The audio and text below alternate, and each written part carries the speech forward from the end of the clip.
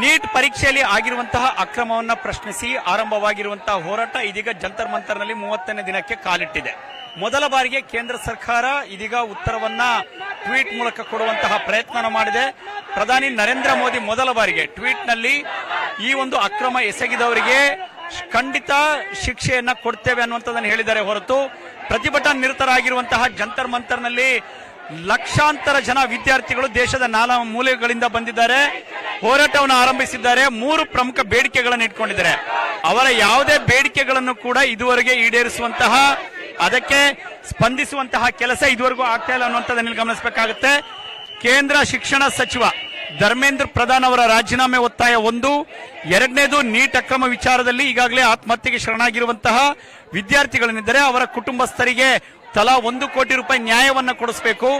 ಮೂರನೇದು ನೀಟ್ ಅಂತಹ ಒಂದು ಪರೀಕ್ಷೆಗಳಲ್ಲಿ ಆಗುವಂತಹ ಅಕ್ರಮಗಳನ್ನು ತಡೆಗಟ್ಟಬೇಕು, ಶಿಕ್ಷಣ ವ್ಯವಸ್ಥೆಯಲ್ಲಿ ಸಂಪೂರ್ಣವಾಗಿ ಪಾರದರ್ಶಕತೆಯನ್ನು ತರಬೇಕು ಅನ್ನುವಂತ ನಿಟ್ಟಿನಿಂದಾಗಿ ಈ 3 ಪ್ರಮುಖ ಬೇಡಿಕೆಗಳನ್ನು ಮುಂದಿಟ್ಟುಕೊಂಡು ದೆಹಲಿಯ ಜಂತರ್ ಮಂತರ್ನಲ್ಲಿ ಸೋನಂ ವಾಂಗ್ಚುಕ್ ಆ ಸ್ಟೇಜ್ ಮೇಲೆ ಅವರ ಫೋಟೋಗಳು ಕೂಡ ಇರುವಂತದ್ದು, ಜೊತೆಗೆ ವಿದ್ಯಾರ್ಥಿ ನಾಯಕರುಗಳಿದ್ದಾರೆ, ಅಂಬೇಡ್ಕರ್ ಫೋಟೋ, ಗಾಂಧೀಜಿ ಫೋಟೋ, ಭಗತ್ ಸಿಂಗ್, ಹೀಗೆ ಹಲವು ಪ್ರಮುಖರ ಫೋಟೋಗಳನ್ನ ಇಟ್ಟುಕೊಂಡು ಧರಣಿಯನ್ನ ಮಾಡುವಂತಹ ಕೆಲಸಕ್ಕೆ ಸಿಜೆಪಿ ಮತ್ತು ವಿದ್ಯಾರ್ಥಿ ಸಮೂಹ ಸಂಘಟನೆಗಳು ಮುಂದಾಗಿದೆ.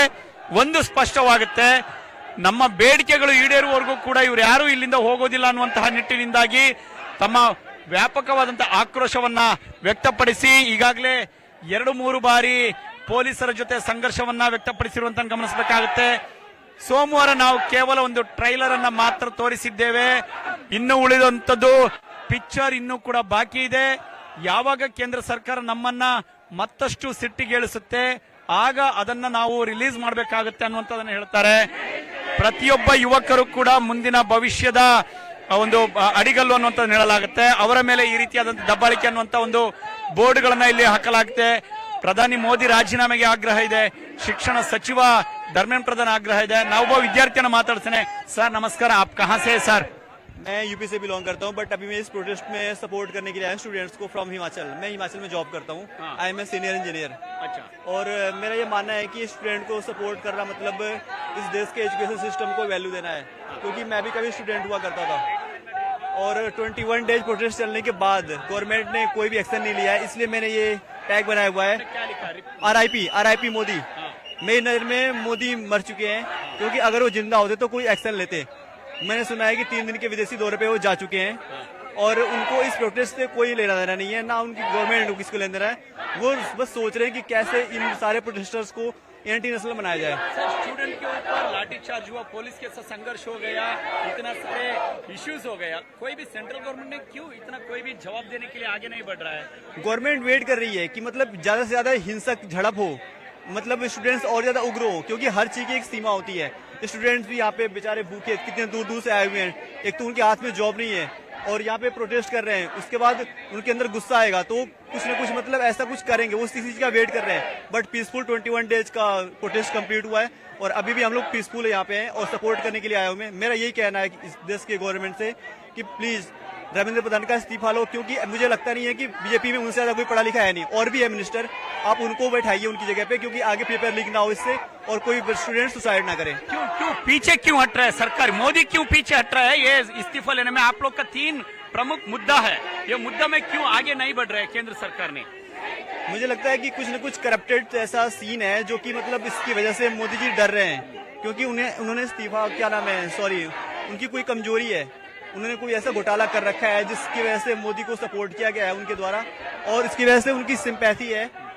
और वो मतलब कि तो शायद ये मेरे जो भी पोल है वो खोल देगा जो राज है जो उन्होंने घोटाले किए हुए हैं.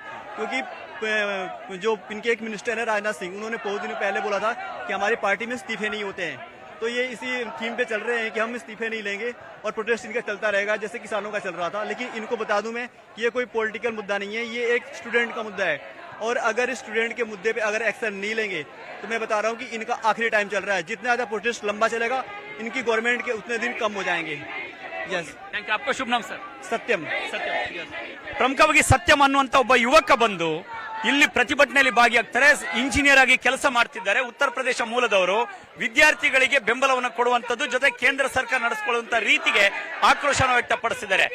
ತಾವು ಗಮನಿಸಬಹುದು ಎಷ್ಟರ ಮಟ್ಟಿಗೆ ಇಲ್ಲಿ ಆಕ್ರೋಶವಿದೆ, ಘೋಷಣೆಗಳು ಮೊಳಗ್ತಾ ಇದೆ. ವಿದ್ಯಾರ್ಥಿಗಳ ಒಂದು ಈ ಆಕ್ರೋಶಗಳು ಕೂಡ ಎಷ್ಟರ ಮಟ್ಟಿಗೆ ಇಡೀ ದೇಶಾದ್ಯಂತ ಕೇಳಬೇಕು.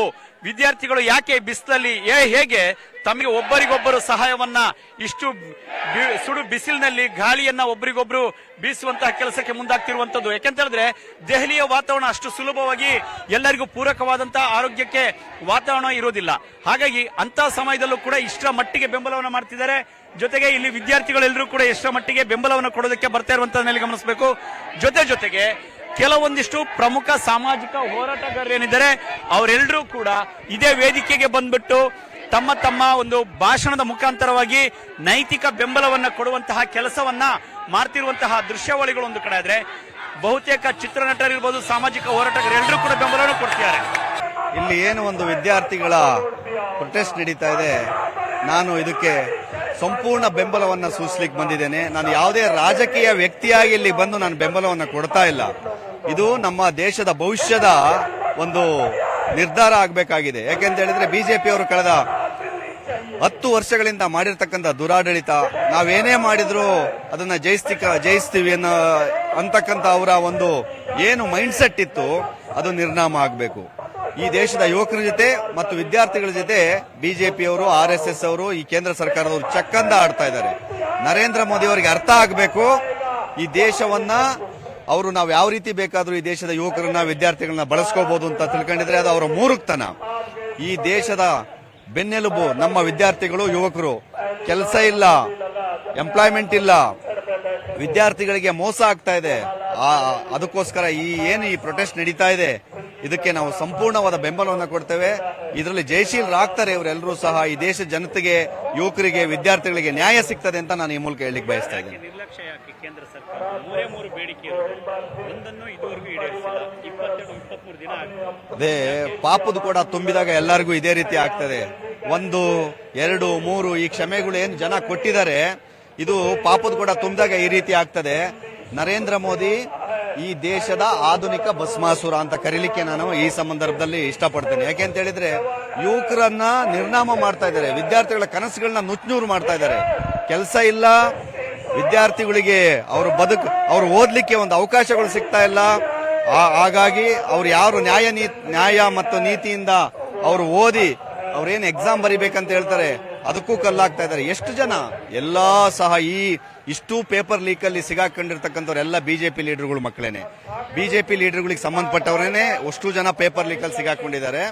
ಹಾಗಾಗಿ ಈ ಅನ್ಯಾಯವನ್ನ ಸಹಿಸಲಿಕ್ಕೆ ಇನ್ನು ಆಗೋದಿಲ್ಲ. ಇವರು ಈ ಪಾಪದ ಕೂಡ ತುಂಬಿದೆ. ಈ ಆಧುನಿಕ ಭಸ್ಮಾಸುರನ ಸರ್ಕಾರ ಕೆಲವೇ ದಿನಗಳಲ್ಲಿ ನಿರ್ನಾಮ ಆಗ್ತಾರೆ ಇವರು ಅಂತ ನಾನು ಹೇಳಿಕ್ಕೆ ಬಯಸ್ತೀನಿ. ಕಾಂಗ್ರೆಸ್ ಇಂಡಿಯಾ ಬ್ಲಾಕ್ ಎಲ್ಲವೂ ಕೂಡ ನೈತಿಕ ಬೆಂಬಲವನ್ನು ಕೊಟ್ಟಿದೆ. ಮೊನ್ನೆ ಪ್ರಧಾನಿ ನಿವಾಸದಿಂದ ಪ್ರತಿಭಟನೆ ಆಗಿದೆ, ಅಲ್ಲೂ ಕೂಡ ಲಾಠಿ ಚಾರ್ಜ್ಗಳಾಗಿದೆ, ಸಂಸದರ ಮೇಲೆ ದೌರ್ಜನ್ಯ ಆಗಿದೆ, ವಿದ್ಯಾರ್ಥಿಗಳ ಮೇಲೆ ಲಾಠಿ ಚಾರ್ಜ್ ಆಗ್ತಾ ಇದೆ ಪದೇ. ನೋಡಿ, ಅವರು ಅಧಿಕಾರ ಇದೆ ಅಂತ ನಾವ್ ಹೆಂಗ್ ಬೇಕಂಗೆ ಅಧಿಕಾರ ಚಲಾಯಿಸ್ತೀವಿ ಅಂತ ಅಂದ್ಕೊಂಡಿದ್ದಾರೆ ಮನಸ್ಸಲ್ಲಿ. ಅವ್ರಿಗೆ ಗೊತ್ತಿಲ್ಲ ಜನ ಒಂದ್ಸರಿ ತಿರುಗಿ ಬಿದ್ರೆ ಏನಾಗ್ತದೆ ಅಂತ.